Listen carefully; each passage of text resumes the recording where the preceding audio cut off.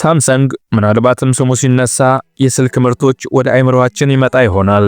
ሳምሰንግ የጦር መርከቦችን፣ የሆስፒታል መሳሪያዎችን፣ ኢንሹራንስ፣ ሪል ስቴት፣ መዝናኛ ፓርክ፣ ሁሉንም አይነት የኢንዱስትሪ ዘርፍ ተቆጣጥሮ የሚዘራ ግዙፍ ድርጅት ነው። 1938 በደቡብ ኮሪያ በዴጉ ከተማ ሊ ጉያንግ ቹል የተባለ ወጣት ትንሽ የንግድ መደብር ከፈተ። ሳምሰንግ ሳንጎ 3 ኮከቦች የሽያጭ ካምፓኒ አሳዎችን፣ ኑድል፣ ፍራፍሬ፣ አትክልት ይነግዳል። ሊ አንድ ትልቅ ህልም ነበረው።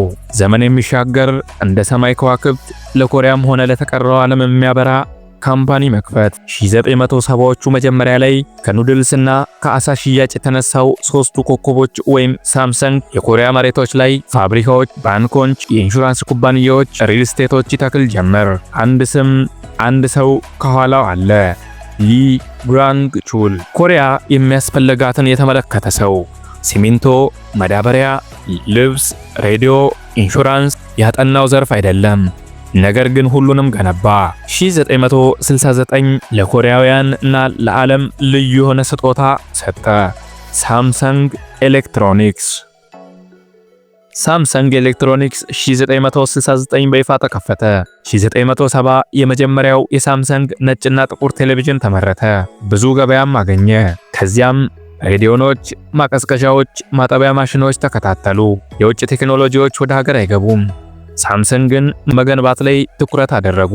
ይህ ግን የቤት ውስጥ መገልገያዎችን መስራት ብቻ አላረከውም። ለምንረሳው እንድናስታውስ ሌላ አእምሮ እንካችሁ አለ። 1983 ሳምሰንግ ድረም ቺፕ 64 ኬቢ ሚሞሪ አምርቶ ዓለምን ጉድ አሰኘ። ተቺዎች ሳቁ፣ ተሳለቁ። አሜሪካና ጃፓን ገበያውን ተቆጣጥረው ነበረ። ሳምሰንግ ዘልቆ ወደ ጨዋታቸው ገባ። የገበያው ጨዋታ ገዳይ ሆኖ ብቅ አለ። 1980ዎቹ መጨረሻ ሳምሰንግ ዝናው የኮሪያን ሰማይ ተሻግሮ 7ቱንም አህጉራት እያካለለ መጣ። የኤሌክትሮኒክስ ምርቱን ወደ አውሮፓ፣ አሜሪካ፣ መካከለኛው ምስራቅ መላክ ጀመረ።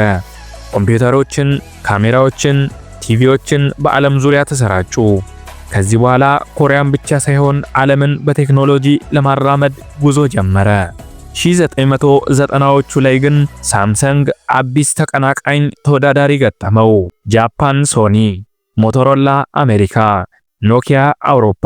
ሳምሰንግም ማምረት ብቻ በቂ እንዳልሆነ ተረዳ። እናም ምን ማድረግ እንዳለበት አሰበ። 1987 ሊ ጉያንግ ቹል አልፎ ልጁ ሊ ኮሊ ተቀብሎ እያስተዳደረ ነበር።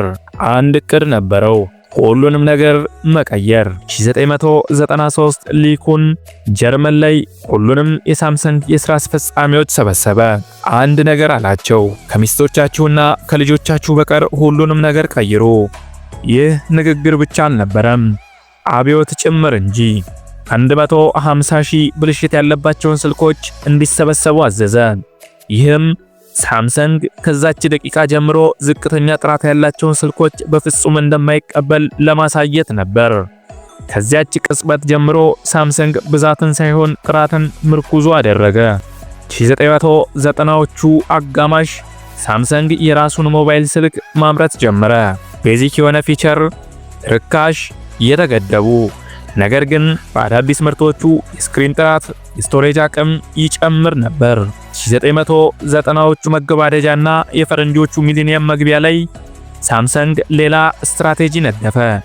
ሰዎች የሳምሰንግን ስም እንደ ቤት ስማቸው እንዲቆጥሩት በአእምሮአቸው እንዲቀር በማሰብ ኦሎምፒክን ስፖንሰር አደረገ። በዛውም ዓለም አቀፍ ስምምነቶችን በህንድ፣ በብራዚልና አሜሪካ ፋብሪካዎች ለመገንባት ተፈራረመ። 2007 አንድ ኩባንያ ዓለምን ያስደነገጠ ስልክ ሲለቅ ሁሉም ነገር ተቀየረ። ስቲቭ ጆብስ አይፎንን ይዞ በመድረኩ ላይ ብቅ አለ። ዓለም በግርምት ፊቱን ወደ አይፎን አዞረ። ኢንተርኔት፣ ሙዚቃ፣ አብዮቱ ላይ አብዮት ፈነዳበት። ሳምሰንግ ከመድረኩ ላይ የወረደ መሰለ። በ2010 ሳምሰንግ እንደገና በውድድሩ ላይ አንሰራራ። አንድሮይድን በመጠቀም ፕሪሚየም ስማርትፎን ጋላክሲ ኤስን አስተዋወቀ። ፈጣን፣ ቅንጡና አመቺ። በ2 ዓመት ውስጥ የአፕል ዋነኛ ተቀናቃኝ መሆን ቻለ። ነገር ግን አፕል ሳምሰንግ የአይፎንን ገጽታና ፊቸር ኮርጇል ብሎ ከሰሰው። በዓለም ዙሪያ ባሉ ፍርድ ቤቶች ብዙ ተሟገቱ። ሳምሰንግ አንዳንዱን ተረታ፣ ግማሹን ድል አደረገ። ነገር ግን በሸማቾች ገበያ ላይ ሳምሰንግ አሸናፊነቱን ቀጠለ። በ2012 ሳምሰንግ ከሁሉም ካምፓኒዎች በላይ ስማርትፎን ስልኮችን ሸጠ። ከአፍሪካ እስከ አሜሪካ፣ ከህንድ እስከ አውሮፓ ሰዎች ምርጫቸው አደረጉት። እናም በስልክ ብቻ አላቆመም። ታብሌቶች፣ ስማርት ሰዓቶች፣ ከስልኮች ጋር የሚገናኙ ቴሌቪዥኖች፣ ተያያዥ ቴክኖሎጂዎችን ገነባ። 2016 ሳምሰንግ ጋላክሲ ኖት 7 ከመቼውም ጊዜ በላይ ድንቁን ስልክ አስተዋወቀ። የደንበኞች ፍላጎት ጫፍ ደረሰ። ነገር ግን የባትሪና የስቶሬጅ ችግር ነበረባቸው። በዚህም ሳምሰንግ ለምርቱ መዘጋት ምክንያት ሆነ። ሳምሰንግም ይህንን ገመገመ። ትልቅ ክስረት ደረሰበት። $5 ቢሊዮን በላይ አጣ። በአደባባይ ይቅርታ ጠየቀ። የባትሪ የደህንነት ሲስተሙን ቀየረ። ስልኩን በመጠበቅ ሳይሆን ተአማኒነቱን ለመጠበቅ ነበረ። 2019 ሳምሰንግ ሌላ ምርቶቹን ሳምሰንግ ፎልድ እንደ መጽሐፍ የሚገለጠውን ስማርት ስልኩን አስተዋወቀ።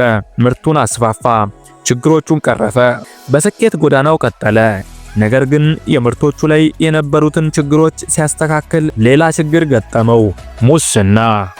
የሳምሰንግ ምክትል ሊቀመንበርና ወራሽ የሆኑት ሊ ጄዮንግ 2017 በጉቦ በማጭበርበርና በሐሰት ምስክርነት ታሰሩ። ከደቡብ ኮሪያ ፕሬዝዳንት ጋር የተያዘ ትልቅ ቅሌት ነበረ። ሳምሰንግ ግን ንግዱን አላቆመም። በዛም ወቅት ካምፓኒው ግዙፍ ዓለም አቀፍ እድገት ላይ ነበር። ዓለም ወደ 5G ሲዘዋወር ሳምሰንግ ራሱም 5G ኔትወርክን እየገነባ ነበረ። የ5G መሰረተ ልማቶችን ለህንድ ድርጅቶች ጭምር ያቀርብ ነበር። ይህ ከስልክም በላይ ለወደፊቱ የኢንተርኔት አቅም ኃይል ነበር። 2020 ፎልድ ታጣፊ ስልክን ዜድ ፎልድ እና ዜድ ፍሊፕን አቀረበ። እንደ አይፎን አልተሸጠም። ነገር ግን ሳምሰንግ ለፈጠራ ወደ ኋላ እንደማይሄድ አሳየ። ዛሬ ላይ ሳምሰንግ ከ70% በላይ የሚሆነውን የዓለም አቀፍ የስልክ ገበያ ተቆጣጥሯል። ሁሉም የተያዙ ግንኙነት ያላቸው ናቸው። ሳምሰንግ ስልክ ብቻ አይሰራም። ሳምሰንግ የዓለም ሁለተኛው የቺፕ አምራች ነው፣ ከታይዋኑ TSMC በመከተል። የእጆቻችንን አይፎን፣ ላፕቶፖች፣ መኪና፣ ፍሪጅ የሚሰሩትን ቺፖችን ሳምሰንግ ያመርታል። ቺፕ የስልኮቻችን ልብ ነው። ሳምሰንግ ደግሞ በቢሊዮን ያመርታቸዋል። የሳምሰንግ የወደፊት እቅድ በመሬት ላይ የሚያበቃ አይደለም። ከሳተላይት ኢንተርኔት፣ ወታደራዊ ቴክኖሎጂዎች፣ ከኤአይ የጤና አጠባበቅ ጋር እየሰራ ነው።